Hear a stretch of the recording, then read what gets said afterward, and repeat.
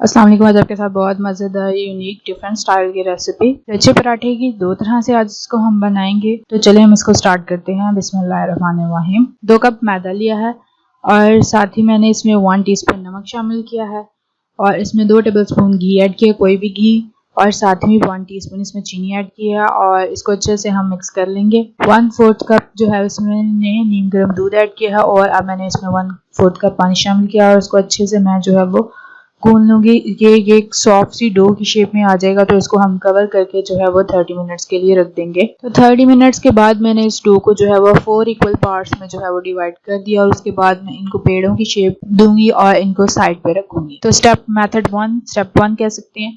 इसको हम जो है वो बेलन की मदद से अच्छी तरह जो है वो फैला लेंगे। पतली सी इसकी एक रोटी बना लेंगे। उसके बाद हम ऑयल जो है वो ब्रश की मदद से इसके ऊपर लगाएंगे। अच्छी तरह से जो है वो हम ब्रश की मदद से ऑयल लगाएंगे। देन हम इसके ऊपर जो है वो मैदा स्प्रिंकल कर लेंगे। अब हम इसको बिल्कुल इस तरह जो है वो फोल्ड करेंगे। पूरी रोटी को इसी तरह हम स्टेप बाय स्टेप फोल्ड करेंगे एंड देन लास्ट पे जो इसकी अपर साइड होगी मैं उसके ऊपर दोबारा से जो है वो ब्रश की मदद से ऑयल लगाऊंगी। इसको अच्छी तरह फैलाने के बाद अब मैं इस पे ऑयल लगा रही हूँ और उसके बाद मैं इसके ऊपर मैदा स्प्रिंकल कर लूंगी थोड़ा सा। इसके बाद हम इसको राउंड राउंड राउंड करते हुए ये एक हमारा पराठे का पेड़ा जो है वो रेडी हो। स्टेप 2 यानी कि मेथड 2 हमारा ये है कि हम जो है वो उसी तरह फैला लिया उसको, उसके ऊपर मैदा भी स्प्रिंकल कर दिया और अब इस पिज़्ज़ा स्लाइसेस है इसके मैंने स्लाइसेस कट कर लिए हैं। बहुत ही पतले थिन जो है वो पतले पतले स्लाइसेस आप कट कर लें और इसको फिर हम जो है वो हाथ की मदद से बिल्कुल इसी तरह जो है वो राउंड राउंड करेंगे ताकि जो है ये इसके कट्स हैं वो भी बहुत अच्छी तरीके से राउंड हो जाएं। तो हमने अब इसको हाथ की मदद से जो है वो फैलाना शुरू कर दिया और हाथ की मदद से इसको फैला लेंगे।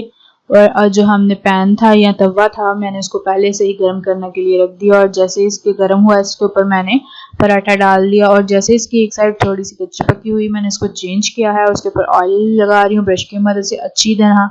तो उसकी साइड को मैं दोबारा जो है वो चेंज कर दूंगी। इसको मीडियम फ्लेम के ऊपर हम कुक करेंगे। तो इसी तरह तमाम पराठे हम रेडी कर लेंगे। तो चैनल पे न्यू है लाइक कर दे, कमेंट कर दे, शेयर कर दे, सब्सक्राइब कर दे और बेल आइकन को भी प्रेस कर दे ताकि आने वाली अपडेट आपको सबसे पहले मिल सके।